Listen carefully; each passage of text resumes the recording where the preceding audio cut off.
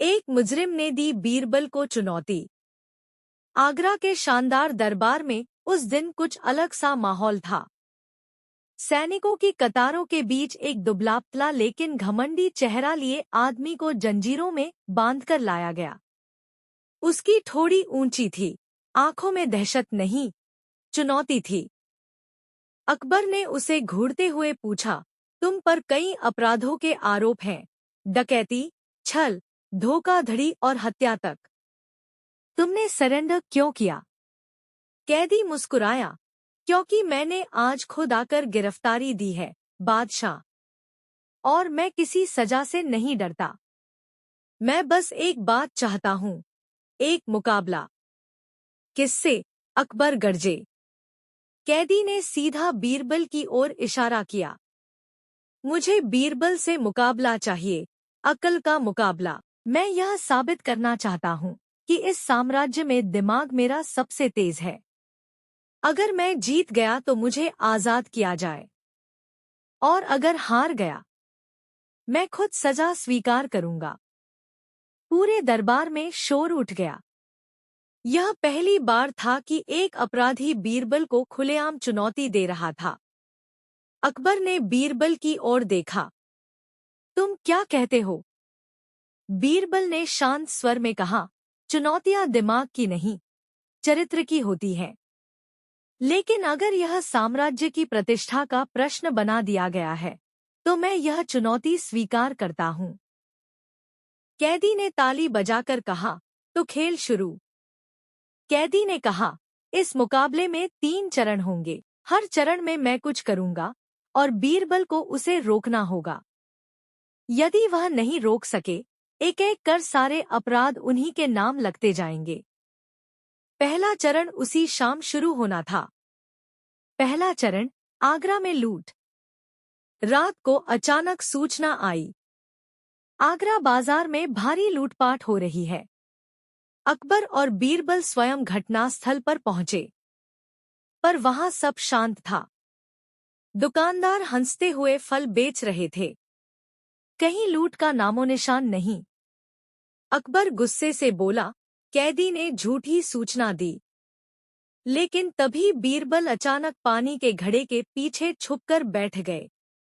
अकबर हैरान थे। 20 मिनट बीत गए, कुछ नहीं हुआ। फिर अचानक काले कपड़ों में 5 लोग दौड़ते आए और लूटपाट शुरू करने ही वाले थे कि बीरबल ने चिल्लाकर कहा, सैनिक, यही समय है। सभी मुखौटा पहने लुटेरे पकड़ लिए गए। अकबर बोले, तुम्हें कैसे पता चला कि ये लूट असली है और झूठ भी? बीरबल बोले, झूठी सूचना देना असली अपराध से पहले ध्यान भटकाने की तकनीक होती है। कैदी ने सोचा कि हम झूठा समझकर नहीं आएंगे, इसी का फायदा उठाता। इसलिए मैं इंतजार करता रहा। दूसरा चरण, पहचान का जाल। अगली सुबह कैदी ने कहा, अब दूसरा चरण। मैं 5 लोगों की भीड़ के बीच खड़ा रहूंगा। उन 5 में से एक जेवर चुराएगा। बीरबल को देखना होगा, चोर कौन है। 5 संदिग्ध लाए गए। सबका पहनावा साधारण था। अकबर का धैर्य टूट चुका था। ये पागलपन है। लेकिन बीरबल ने शांति से सबको देखा और बिना जांच किए एक व्यक्ति की ओर इशारा कर दिया। कैदी दंग रह गया। ये सही है। लेकिन तुमने कैसे जाना? बीरबल मुस्कुराया, बाकी 4 चिंतित थे कि चोरी न हो जाए। लेकिन एक आदमी केवल इस बात की चिंता में था कि उसे पकड़ा न जाए। फर्क बहुत छोटा है, पर नजर से छिपता नहीं। दूसरा चरण भी बीरबल जीत गए। तीसरा चरण, मौत की चुनौती। कैदी ने ठंडी मुस्कान के साथ कहा, तुम 2 बार जीत गए, लेकिन तीसरे चरण में तुम हारोगे। क्योंकि यह चरण तुम्हारे दिमाग का नहीं, बल्कि तुम्हारी आत्मा का है। कहकर कैदी ने अपनी जेब से छोटा शीशी निकाला। इस शीशी में जहर है। 2 प्याले रखो। एक में जहर मैं डालूंगा, एक में बीरबल।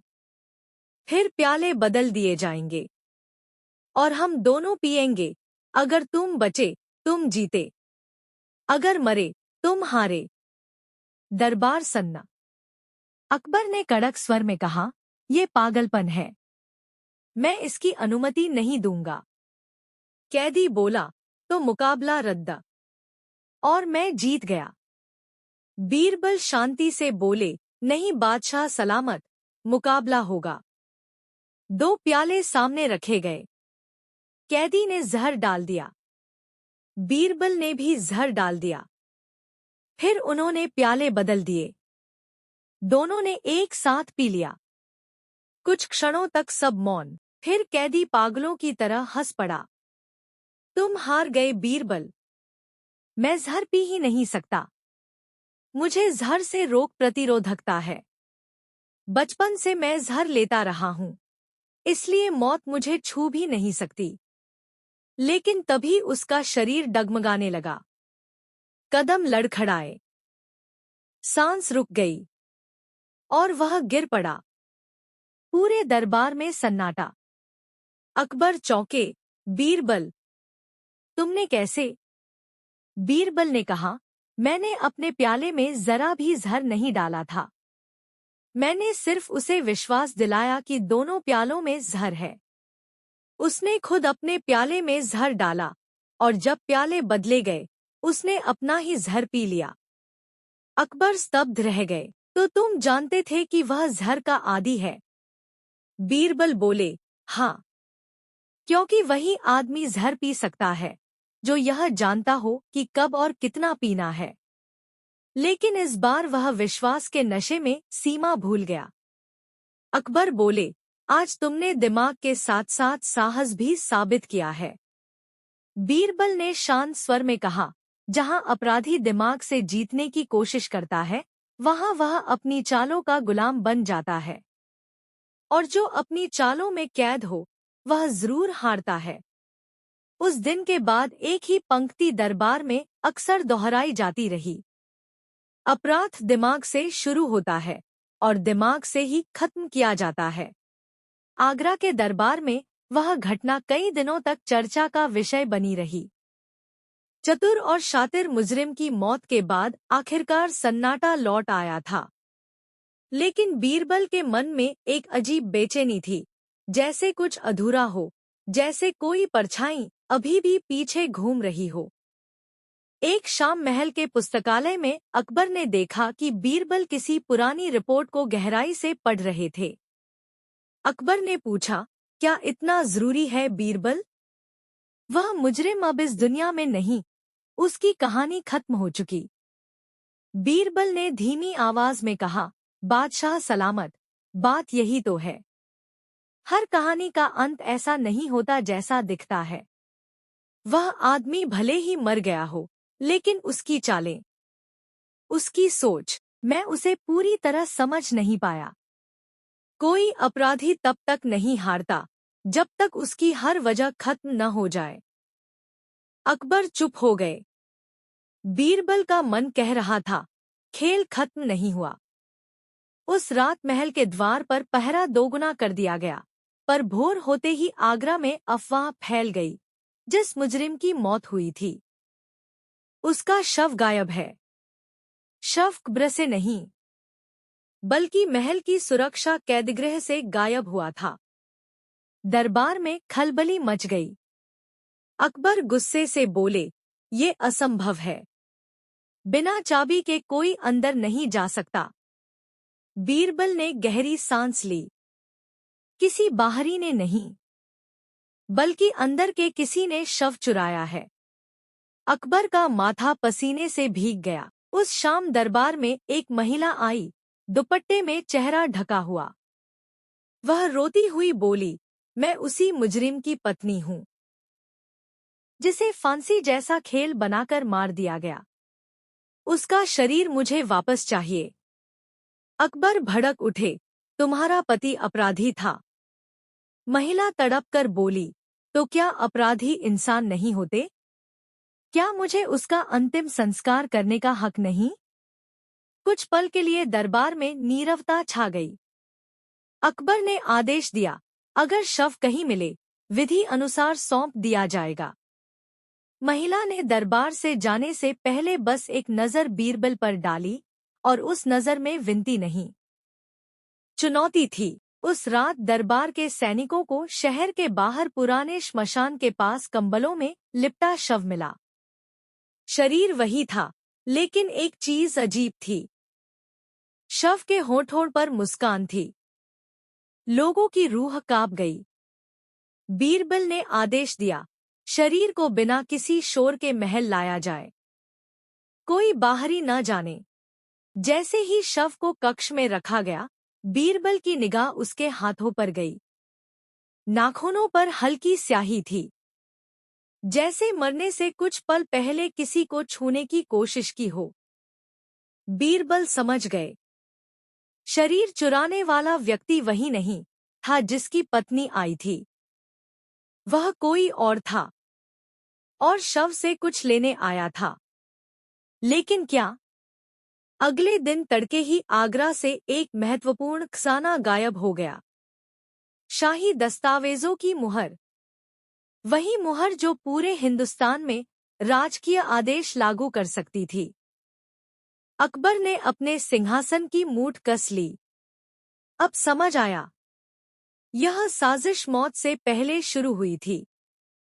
बीरबल बोले, नहीं बादशाह सलामत, यह साजिश मौत के बाद शुरू हुई। मुजरिम का अंतिम मुहावरा याद है, मैं हारूंगा नहीं, मेरी जीत मौत के बाद शुरू होगी। दरबार का खून सूख गया। 3 दिन गुजरे। राज्य में अफवाहें फैलाई गईं। शाही सैनिक गरीबों को लूट रहे हैं, बाजार से सोना जबरन ले रहे हैं, गांवों पर जुर्माने लगाए जा रहे हैं, और हर आदेश पर मुहर लगी हुई थी, शाही मुहर। जनता गुस्से में भड़क गई। गांव-गांव दंगे होने लगे। अकबर ने बौखलाकर कहा, अगर यह ऐसे ही चलता रहा, राज्य युद्ध में बदल जाएगा। बीरबल ने गंभीर स्वर में कहा, बादशाह, खून नहीं, चाल चलनी पड़ेगी। क्योंकि वह आदमी मौत से पहले अपनी हार मानकर नहीं गया। उसने जीत की स्क्रिप्ट मौत के बाद लिखी थी। सबने हैरानी से देखा। तो अब क्या किया जाए? बीरबल ने कहा, उसकी योजना को हराने के लिए उसकी अगली चाल का स्वागत करना होगा। उस रात बीरबल ने पूरे शहर में खबर फैलवाई। दरबार के 3 सबसे बड़े खजाने कल रात शाही गुप्त मार्ग से दूसरी जगह ले जाए जाएंगे। यह खबर असली थी या नकली, कोई नहीं जानता था। लेकिन बीरबल जानते थे, जरूरत सिर्फ चारा फेंकने की है। रात के दूसरे पहर गुप्त सुरंग के पास बीरबल अंधेरे में खड़े थे। वहां सैकड़ों सैनिक थे, छिपकर, बिना आवाज। फिर पैरों की आहट। काले कपड़ों में 5 आदमी सुरंग की ओर आ रहे थे। उनमें एक वही महिला भी थी जो पत्नी बनकर आई थी। लेकिन तभी बीरबल ने एक ऐसी बात कही कि सभी चोर कांप गए। अगर तुम लोग अंदर जाना चाहते हो, तो जल्दी करो, क्योंकि असली मुजरिम तुम्हारे पीछे ही चल रहा है।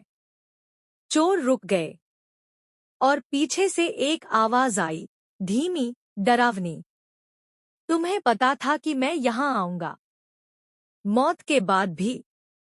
अंधेरे से वही मुजरिम बाहर निकला, जिंदा, सांस लेता हुआ। चोर और सैनिक दोनों सन्न रह गए। बीरबल ने कहा, तुम कभी मरे ही नहीं। तुमने ऐसी दवाई ली थी जो शरीर को कुछ मिनटों के लिए मृत जैसा बना देती है। फिर तुम्हारे साथी ने शव चुरा लिया, ताकि तुम्हें जिंदा किया जा सके। मुजरिम हंस पड़ा, और आज आखिरी खेल है। आज का मुकाबला मैं जीतूंगा। और उसी पल तलवारें टकराईं। चोरों ने सैनिकों पर हमला बोल दिया।